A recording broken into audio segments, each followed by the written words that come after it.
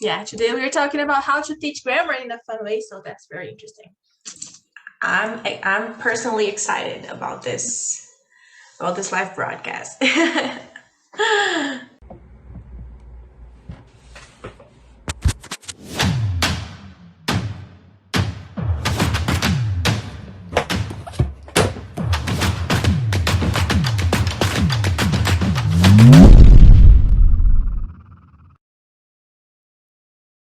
So shall I start?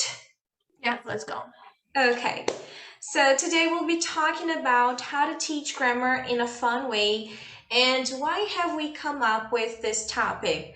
Lots of people tend to think that grammar is something dull, is something boring, and there's no way to make it fun, to make it memorable. And in today's live broadcast, we're going to show you otherwise. We're going to show you a way where you can teach grammar, making it memorable and meaningful to your students and fun at the same time, right? Well, so before we start though, there is a disclaimer I'd like to make, which is a class does not equal teaching grammar. Okay, guys, so a class is more about teaching how to communicate as effectively as possible through the right tools. And grammar is just one of them. So here I'm not summarizing the whole class into the grammar explanation, okay? But we're going to work on grammar because, as I mentioned before, a lot of people tend to think that grammar should be something dull, and actually it's not true. So we'll bring you some insights today. All right?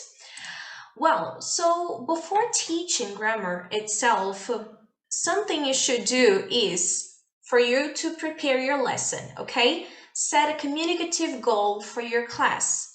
And what is a communicative goal for your class? For example, inviting someone out, writing a movie review, any ways where your students can produce language is a communicative goal for your lesson, okay? Telling the time, for example, is a communicative goal if your student is a beginner, right? So once you have once you have this information, you will be able to decide what grammar topic must be taught so the learner achieves that goal. Because grammar, the uh, the meaning of teaching grammar in a class is to facilitate communication and not just summarizing, not making the class revolve around that, right? So the class should revolve around that communicative goal. And contextualize the topic of your class before starting to teach the grammar issue. So many teachers, I myself have done that. I have started a grammar class by teaching the grammar topic, the grammar issue.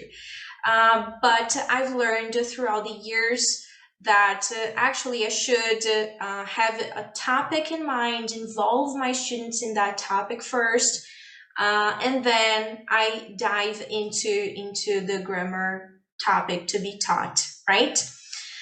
Well, what if, and you might ask, what if I teach from a textbook? How can I do it? Because the textbook has it all. And it can be hard sometimes if you work for a course, or for an English course, or for a school. Well, it's not that I'm telling you to totally derive from the book, right? Because depending on where you work, you can't do that. But you might want to change the form that the context is set. So for example, let's say that your students, that in that specific class you will be teaching present perfect. And we know that one of the most common uses of present perfect is to talk about life experiences, right? Well, let's say that that lesson starts by talking some dull, some boring life experiences. Well, you can change that. So instead of starting with their leading, with their life experiences, you can introduce more interesting ones. For example, flying in a hot air balloon, go bungee jumping, more interesting activities so that your students get more involved. Of course, It will depend on your class, on the type of students that you have. If they're younger, probably they might be more adventurous, right? But if they're older, they might not be so adventurous. So you might set the tone a little bit depending on their age and on their interests, right? Am I going too fast, Amanda? No, it's fine. For me, it's okay. People can tell us Yeah. if Pat is going too fast, but for me, it's being clear. Okay. Yeah.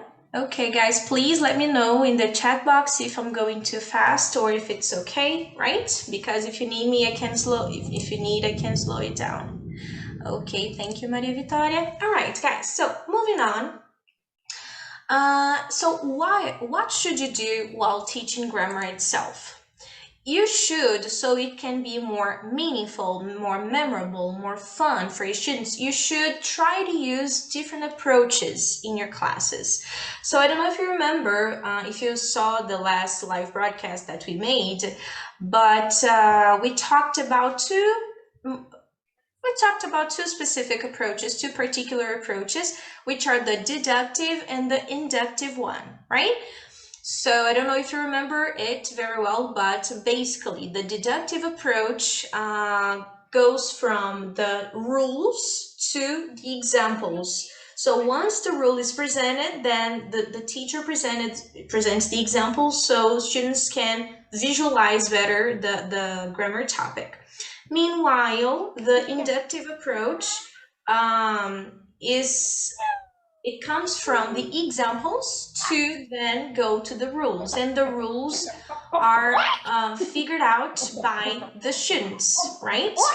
So this is something that is different there. So not only the deductive and the inductive approaches should be used in your classes, other approaches as well, but these are some of the ones that I mentioned in the last week, right?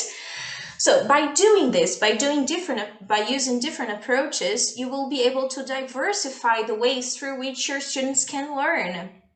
Because remember, we have different students.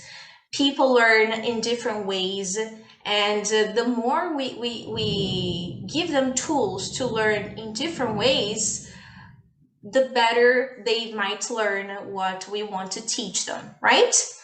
And this, by diversifying the way we teach, we might make them more curious about what the new challenge will be in that specific class. So they might start a class feeling like, okay, what am I going to do today? I'm excited about it. So what is my teacher going to ask from me? So it might be something really, really nice for your students as well. Okay, so my idea is that you start from here, try to diversify your lessons. Well, and for you to diversify your lessons, we have brought a couple of sample lessons for you. Can you still see my screen? Yes. Yeah, I have brought a couple of sample lessons for you to have some ideas, some insights on how you can proceed in your lessons. Here, guys, just another disclaimer. I'm bringing two specific grammar topics, okay, but it does not mean that those methods should be applied just to those grammar topics. They can be applied to others as well. So you can use them as you need, right, on demand. Well, so let's start with sample lesson 1, which is using a rule explanation to teach question formation. And by question formation here, I mean subject question and object question. So this is the grammar topic that will be involved in this first sample lesson. This is a sample lesson for pre-intermediate students, okay? Well, so first, everything that is in those big letters and that have a highlight is something for you to write on the board, something I suggest you write on the board, okay? So the first sentence I suggest you write on the board is Joe Biden called Queen Elizabeth. Someone said they can't hear anything. Can you hear me, guys? Yes. Yeah? Okay, probably it's a problem on her microphone then. Okay, so Joe Biden called Queen Elizabeth. So what can you ask your students from that sentence that is posed on the board?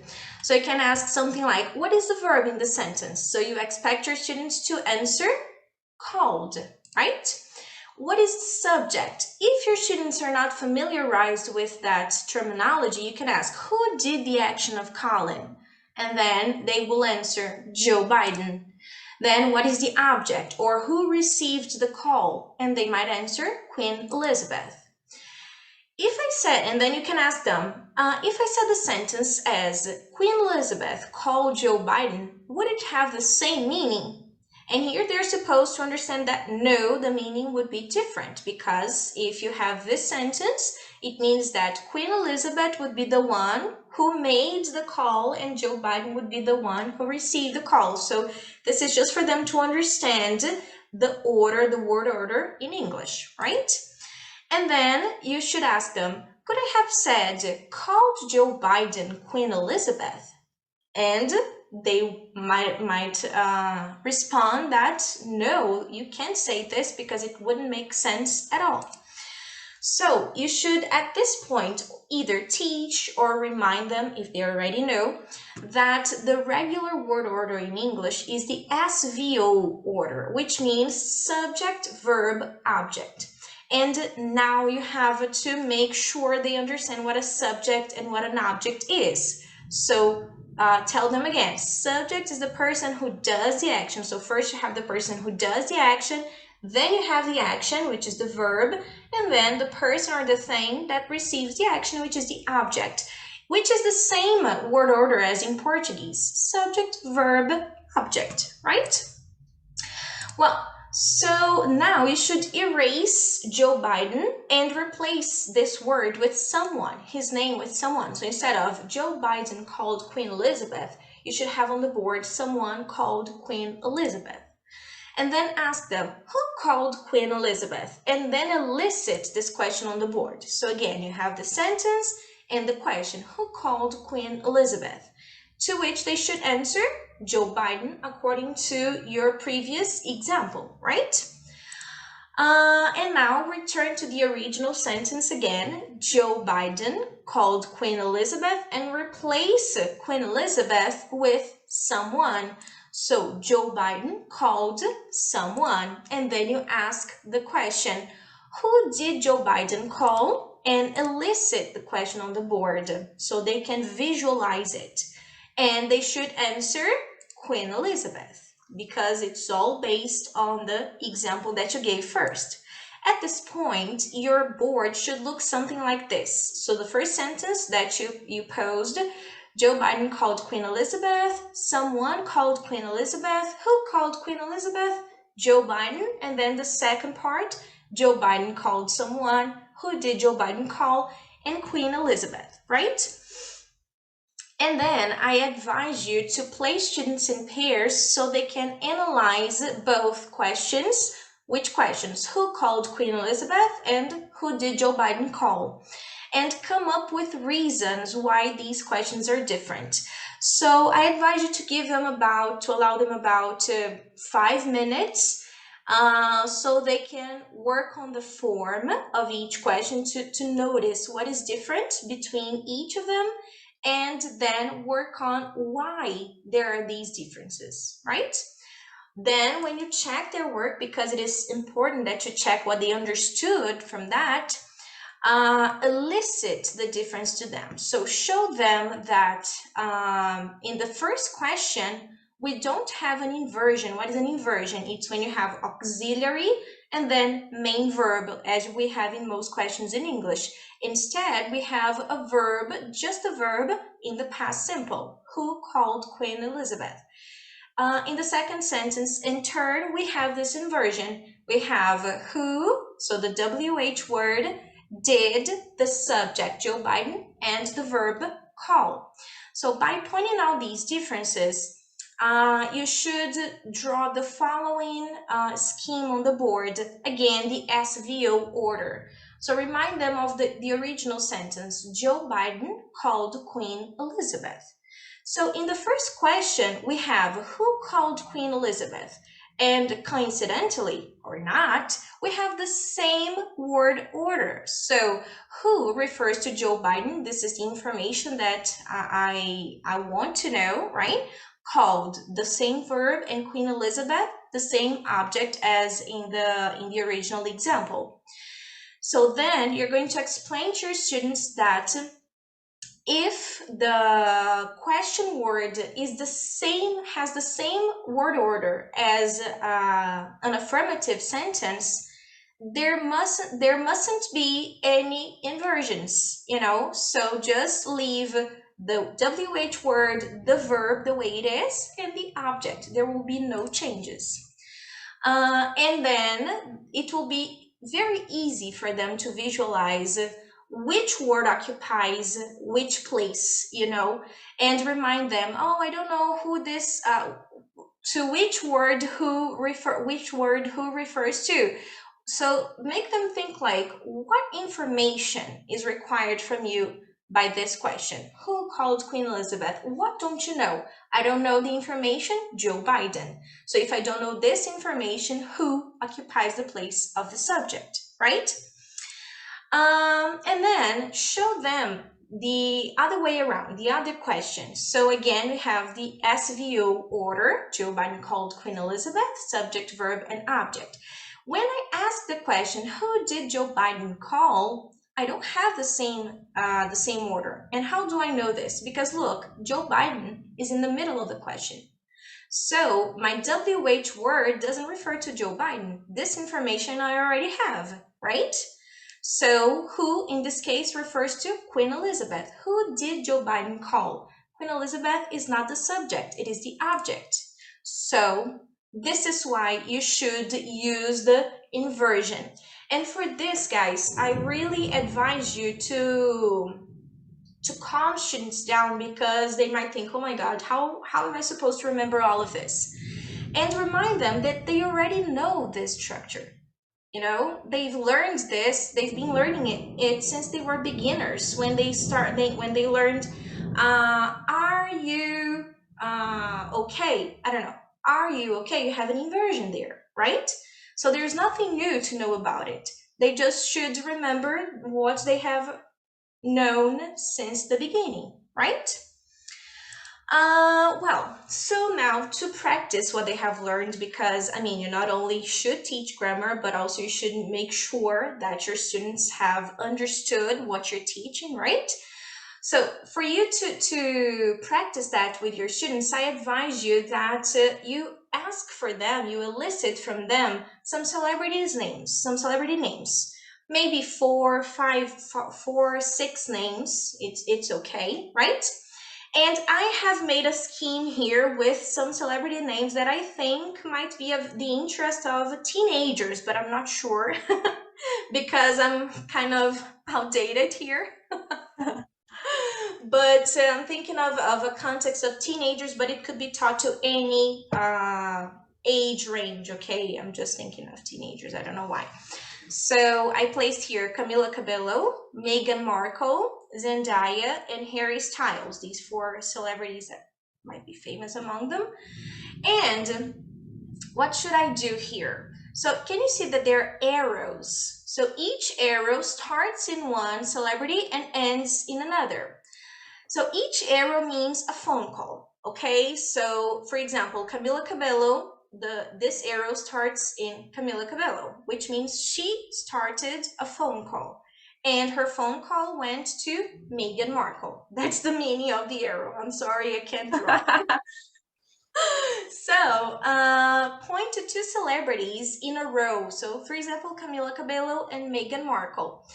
So the students can come up with the questions. So first, I'm going to point to Camila Cabello first. So this is the information I know in my question.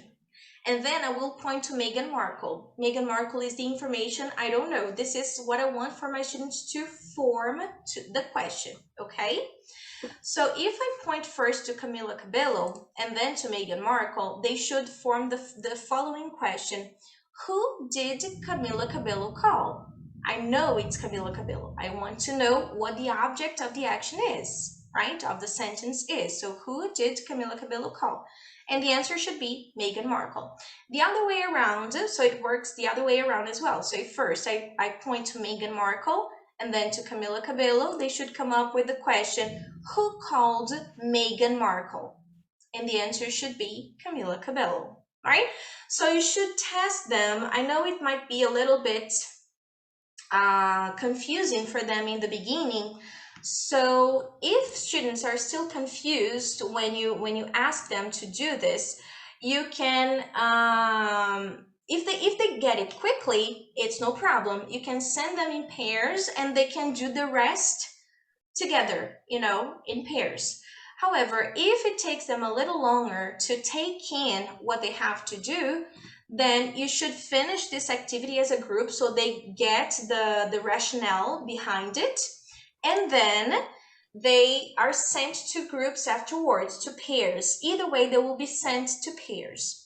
And this time they're sent to pairs, they will have to come up with other names. It can be celebrity names if they like, or classmates' names. So they can talk about their classmates and do the same thing as before. So the arrows should be phone calls and they should do the same to each other. Once they have tested each other, one representative of each pair can be sent to the board. So every pair has one person who is shy and the other one who is more outgoing.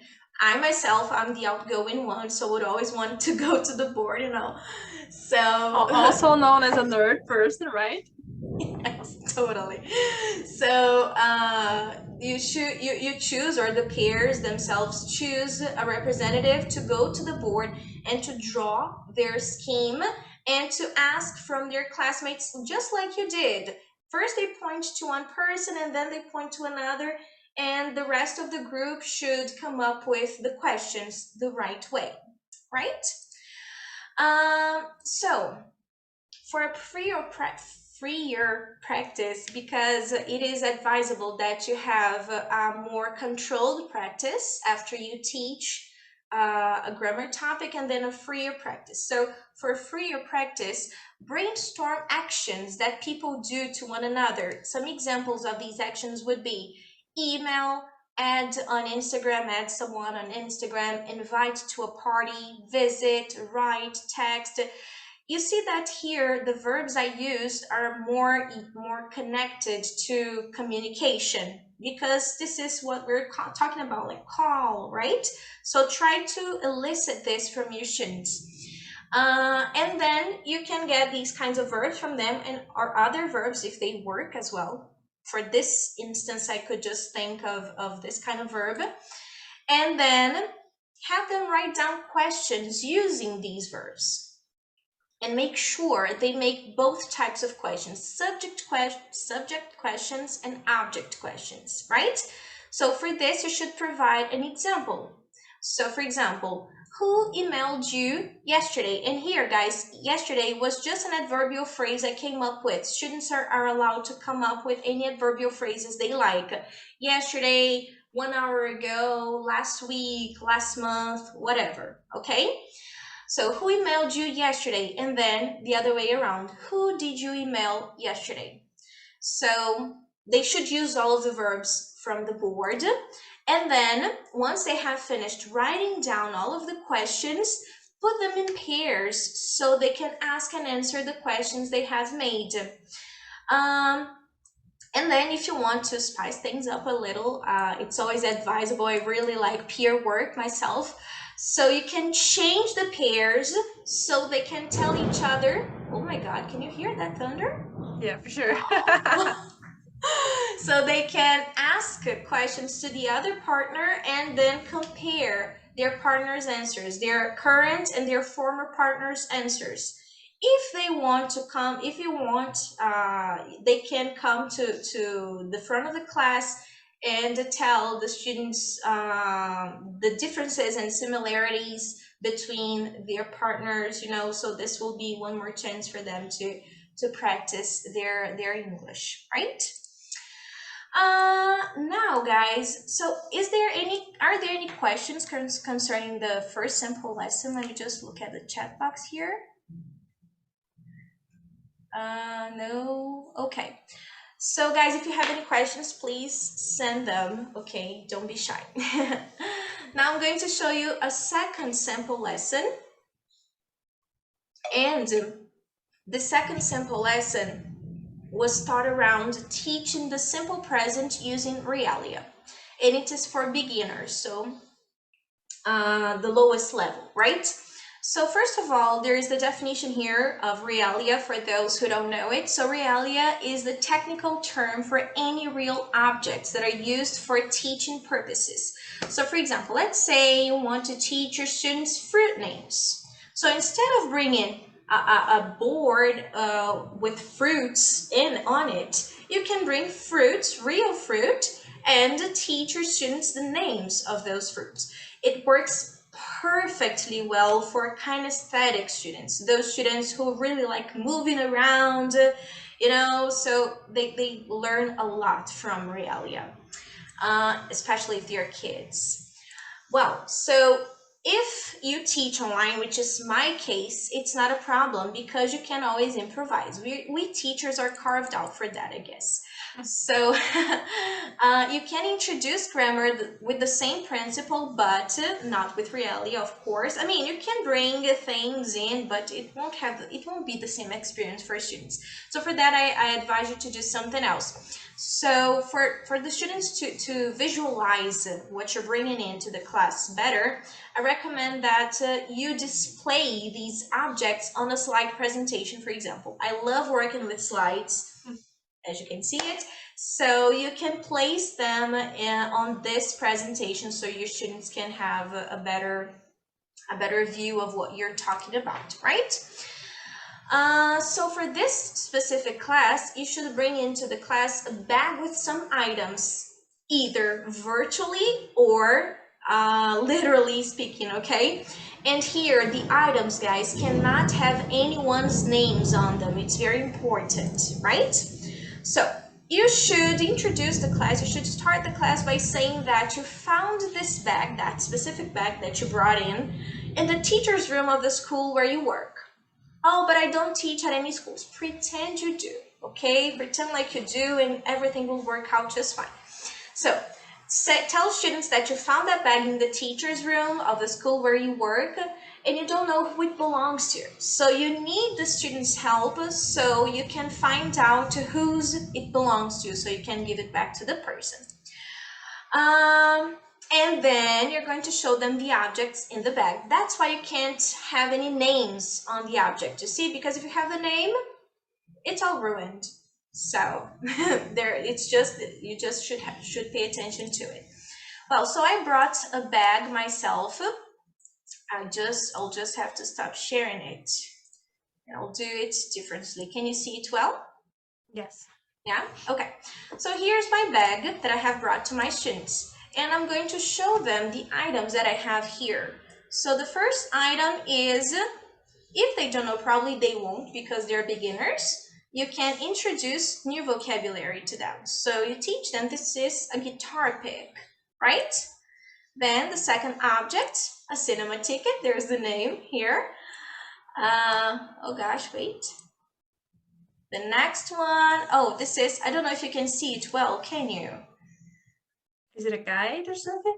Yeah, it's an Apple Watch manual. Yes, Okay. Apple Watch. So it's kind of small here, but I swear to you, it's Apple Watch.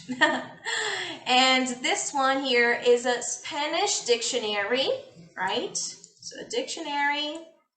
Another one, it is, oh gosh, wait, let me bring it here. Okay, so probably they won't know it either, so probably they will say swim or swimming, but this is called a swimming cap. And the last item, oh no, there are two more items. So there is this item, which is a glasses case, and the last one, now it's the last one for real. Let me just place it here where you can see it. So this is a trip brochure, more specifically an adventure trip brochure, right? So they should see, visualize those objects, and from that, now you're going to start your explanation, right? So just a moment. Well, so once all the objects from the bag are on display, you have to, students, you don't have to, but I advise that you pair students up and have them work out some characteristics of the bag owner. So since they are beginners, they might not have so much vocabulary. They might lack some vocabulary, so you might help them with that. But by characteristics here, I don't mean just adjectives, sorry. But you can ask them to come up with words that remind that person. For example, the swimming cap. They can write swim, probably, to describe that person, okay? So the vocabulary they have might do. After about 5 minutes doing this, you should collect their information and place the information they have on the board. Just brainstorm all the information they have. And then ask them to think, ask them if they think the bag belongs to a man or to a woman. This is important because thereafter, this person will be referred as he or she. So it is important for you to teach the grammar topic. So did you see that I included something pink, which implies it is a girl? So bring in something that implies the person's gender, okay, just for that purpose. And then you should elicit sentences from the students, based on their deductions. And vocabulary is provided on demand. So as they need vocabulary, you're going to supply it to them, okay? So vocabulary is provided on demand, and the sentences, dear Lord, there's so much noise here. Can you hear all that? Oh, we can, but I think it's okay. I think there's no sorry. problem. Like, I'm listening to you much better than the thunders. Yeah. Yes. I'm sorry about that, guys. Well, and the sentences are shaped by the teacher, which means that you're going to help them form the sentences, okay? Shape the sentences. And the teacher writes the sentences on the board to display the target language clearly. So look, we have here, she swims. So with the present simple form for he, she, or it, right? She likes adventure trips. She plays the guitar. She studies Spanish. She has an Apple Watch. She likes the cinema. She wears glasses. So those are some things I could think of, but guys, you can bring in any object you want. You can make up other sentences if you like, okay? So this is just an idea for you, right? Can you hear me? Can you still hear me? Yes, I think fine. Okay, so then the teacher should direct the student's attention to the form of the verbs by highlighting the final S in all of the sentences. So she swims, she likes, plays, studies, has, likes, and wears. And then check, so make sure they understand that she, with she, we use an S at the end of the sentence, okay? At the end of the verb, sorry. And then check that they're clear as to the time reference by asking, is this past, present, or future? So she has an Apple Watch. Is this past, present, or future? So they should answer, it is present. And after they answer it, you should ask, is it something happening now at this moment, or something that happens frequently? And help them with the movements of your hand, so at this moment or frequently. And they should answer frequently, like she wears glasses, so I wear glasses every day, so they should understand this. Now, again, I advise you to place them in pairs and clear all the verbs from the board in these sentences. So instead of she swims, just she. Instead of she likes adventure trips, she adventure trips. You should clear out all of these verbs, okay? And they have to first remember the verbs. So, vocabulary, they will increase their vocabulary. And also remember the correct form of the verbs for these sentences, right? And then you should check their answers. Then ask students to write a similar list about one of their classmates. So this one can be done individually, right? So someone they're friends with, anyone they want to talk about. And for this, you should monitor closely because they might need some vocabulary, but also make sure that they form the sentences correctly, using he, you need an S, she, you need an S, right? And suggesting improvements if necessary. And then once they're done writing, they present to the class their sentences, to the class, and the students, the rest of the class, have to find out which classmate they are talking about. So there won't be any names on the list, and they will have to find out who they're talking about in that exercise, right? So guys, this is what I have brought as simple lessons for today, and I'd like to know from you, are there any questions? Is there anything I didn't quite explain thoroughly? If you want, you can open your microphones to talk. I guess they're not allowed. Jimena, do you want to speak? I can allow you to. No? Okay. Sorry. If you want, you can also send messages in the chat box. Feel free to do so, right? Sorry, I was just trying to understand how that works. Never used this app before. Oh, okay. Zoom is perfect. Oh, you should. I mean, now I am a witness of Zoom. I'm sorry, but I always advise people to use it.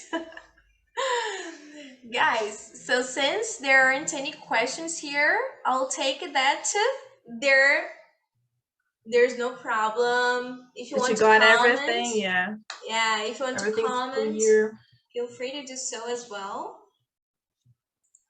Would you like to comment on something, Amanda? To ask anything, you can ask as well. No, people here say, oh, great. I also don't have any questions. Yeah. I just love the class. Nice. So I think people got it. I think you were very clear, right? Oh, that's great. I mean, I brought, before I forget, these two classes I have brought, did you get the difference between the approaches? There is one that has a more inductive approach, and there is one that has a more deductive approach. Were you able to catch which one was based on which approach? So waiting for the answers. We have still people getting in, but yeah. Okay. I love working with Realia. Yeah, Realia is amazing. It's tough though to work with Realia when you're teaching remotely, right? But it's great. It's just great. I believe you did just fine. Like these people, I don't know if people know how to do it, but like this, the magic you did, right? Throwing, like taking the objects out of the basket or the bag. Yeah. Digital tools do help us a lot. Yes, we have a course for that, right? Tool Me Up. Yes. We teaches all the magic that Pachi is showing here. Yeah, I'm kind of showing off some magic that is on the course, which I teach as well. Could you explain about it again, please? Yeah, sure. So the inductive approach is the one that comes from the examples and then goes to the rules to explain, and not explain the rules. The students find out the rules themselves, by with the guidance of the teacher. And the deductive approach is the one that goes from the rules and then goes to the examples. Which was the first one, right? Yeah. I was going to ask, like, is there a way to do the first one in a one-to-one class, or is it only useful for groups? The deductive approach? Or no, like the first sample? The first sample, yeah. No, there's You can totally do it with one-to-one students. It's totally doable. They will have to come up with all of the names. They will have much more work, but it's totally doable. So yes, the deductive approach, the first sample lesson is based on the deductive approach, while the second sample lesson was based on the inductive approach, right? And Flav, you asked what Realia means.